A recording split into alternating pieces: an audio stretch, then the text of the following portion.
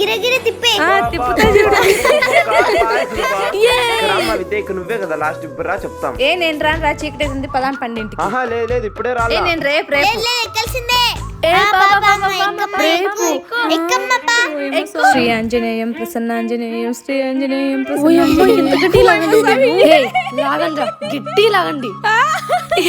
పడిపోయింది రే, ఇరిగిపోయిందిరా.